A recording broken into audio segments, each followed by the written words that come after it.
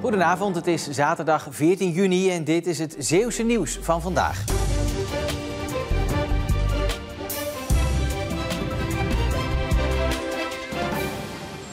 Een boot in de jachthaven in Arnhemuiden is vanmiddag geëxplodeerd.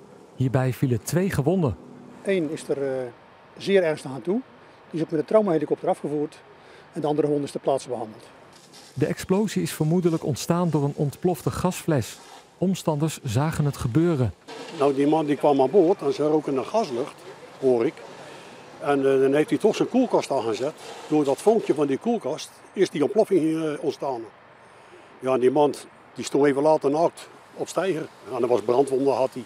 Ja, dat was een enorme knal. Ja, dat wist je gelijk, dit klopt niet.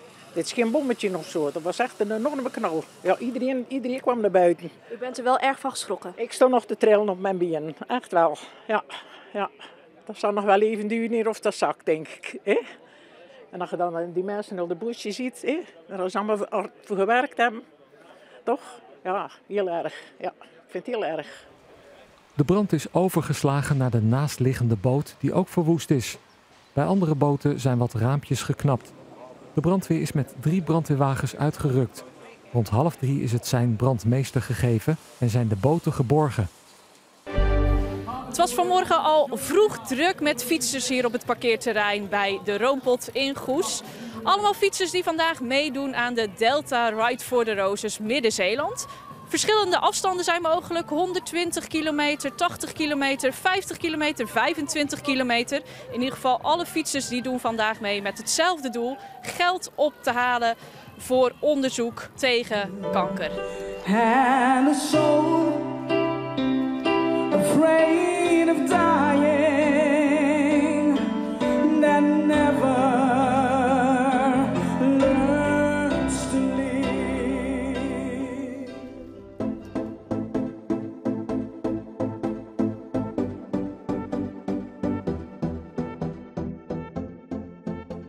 Ik fiets voor mijn familie. Mijn man is 2 jaar terug overleden van kanker. En mijn kleindochter die heeft ook een hersentumor en die is ook herstellende daarvan. Ja, waarom doen jullie vandaag mee? Omdat mijn beide ouders aan kanker zijn overleden. Mijn moeder vorig jaar en mijn vader het jaar daarvoor. Dus het is echt ook wel kort op elkaar. Ja, wij hebben dat wel intensief meegemaakt, ja. Ik rij voor mijn vrouw. 2017, Corine, overleden aan borstkanker. Ja, stak even met een mond vol tanden als ik eerlijk ben.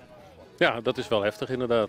Morgen wordt er nog een dag voor de kankerbestrijding gefietst in Zeeland. Dan wordt de Delta Ride for the Roses Zeeuws-Vlaanderen gereden. Volkstuinvereniging Kweeklust in Middelburg hield vandaag een open dag. De tuinders doen dat om aandacht te vragen voor hun voortbestaan. De gemeente Middelburg heeft het plan om dit parkeerterrein aan de Oude Veerseweg uit te breiden. Ze willen namelijk een autoluwe binnenstad creëren. Maar dat betekent wel dat de volkstuin hier achter mij daar mogelijk voor zou moeten wijken. Sommige mensen in het begin toen ze het hoorden, die sliepen zelfs slecht. Nu begin je er een klein beetje aan te wennen, maar echt wennen doet het nooit. We moeten er gewoon niet aan denken dat dit hele gebied vol komt te staan met auto's. Dat is verschrikkelijk. Uiteindelijk zouden er zo'n 300 extra parkeerplaatsen bij moeten komen. De gemeenteraad heeft ook nog andere opties aan de rand van het centrum. Waaronder het parkeerterrein bij het station, PNR-terrein, Hof van Tarre. En onder andere de plek bij de ontmoetingskerk in Middelburg. En is de moeilijkheid voor de raad om te kijken van, wat is de minst slechte oplossing als het gaat over nieuwe parkeerterreinen. Later dit jaar neemt de gemeenteraad een besluit. Tot die tijd kan er in ieder geval nog volop getuineerd worden.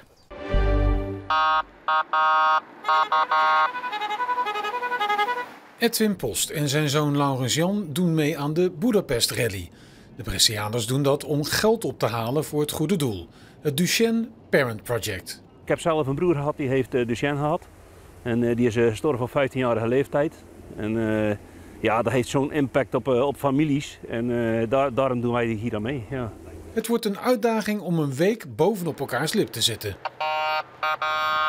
Toen hij klein was hebben we het wel eens meer gedaan dan het zuiden van Frankrijk. Maar, toen had hij niet zoveel inspraak. Had hij nog niet zoveel inspraak. Dus, Wie is de chauffeur? Om en om. Om en om. En hebben jullie vertrouwen in elkaar?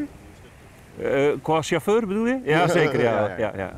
2500 kilometer ruim heen? Ja. En dan moet u nog terug. Ja. Gaat die auto dat redden?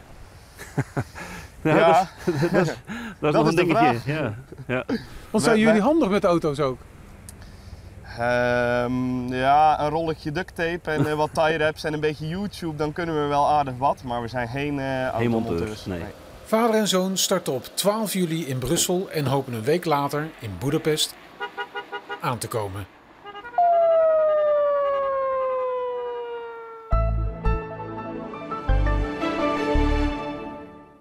Na een warme nacht met minimumtemperaturen rond 19 graden en afgelopen nacht ook enkele onweersbuien werd het deze zaterdag ook weer een warme dag met maximumtemperaturen van 24 tot 27 graden. En de zon die scheen in de ochtend geregeld, zoals op deze foto uit Cats is te zien. Maar het was overdag wel wisselend bewolkt, zoals op deze foto's van Middelburg en Vlissingen. En in het oosten van Zeeuws-Vlaanderen, de Bevelanden en Tolen kwam het ook lokaal tot een paar lichte regenbuien. De wind die werd in de loop van de middag westelijk en matig en daarmee zal vanavond de warmte worden verdreven. Het is vanavond nog droog en vrij zonnig. Vannacht zijn er enkele opklaringen. Het is rustig met een zwakke tot matige wind en er is kans op wat nevel of mist bij minima rond 15 graden. Morgen wordt het 20 tot 22 graden, een stuk koeler dan vandaag, vrij zonnig en we hebben een matige westelijke wind. En komende week zet de zonnige trend voort met dus zonnig en droog weer. En gemiddeld wordt het met 21 tot 24 graden elke dag weer wat warmer. Tot zover Zeeland Nu voor vandaag. Straks een terugblik op het Zeeuwse nieuws van de afgelopen week. Tot zo.